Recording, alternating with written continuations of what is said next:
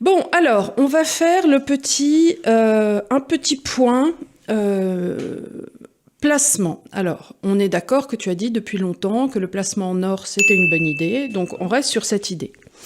Rappelons les valeurs que tu avais donc en novembre 2021, dont tu avais parlé comme étant antifragiles, c'est-à-dire Pas antifragiles, mais qui ne dépendaient pas des États. Donc on avait Accor, Air Liquide, Schneider, LVMH, L'Oréal, Pernod Ricard, Capgemini, Sodexo, Total Energy et Danone. Alors, on garde, on jette. On garde tout.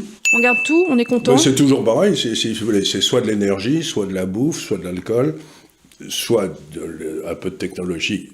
L'idée, c'est que dans le fond, vous achetez le capitalisme. D'accord. On achète le capitalisme. Parce que j'ai toujours dit qu'en bourse de Paris, il y avait deux choses qui étaient cotées. Il y avait le capitalisme et le communisme, c'est-à-dire les sociétés d'État. Et si vous voulez lutter contre le socialisme, c'est idiot d'acheter des sociétés communistes en bourse, quoi.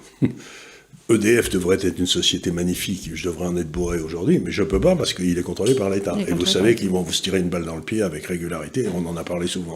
Alors, cet indice idéal... il a fait mieux que l'indice de Paris. Il a fait mieux que l'indice de Paris. L'indice français dividende réinvesti était à 119, ton indice a fait 137 au dernier calcul. Et donc là, pour la période qui risque d'être là trouble... aussi, ça va bouger, on va probablement perdre de l'argent. Mais l'idée, c'est qu'on a l'autre moitié du portefeuille qui, elle, risque de monter en compensant la perte. Un portefeuille, c'est une espèce de bête curieuse où vous pouvez mettre des choses que vous n'aimez pas tellement dans le portefeuille, parce que si ça tourne mal, elle risque de vous aider. Donc un portefeuille, c'est un peu...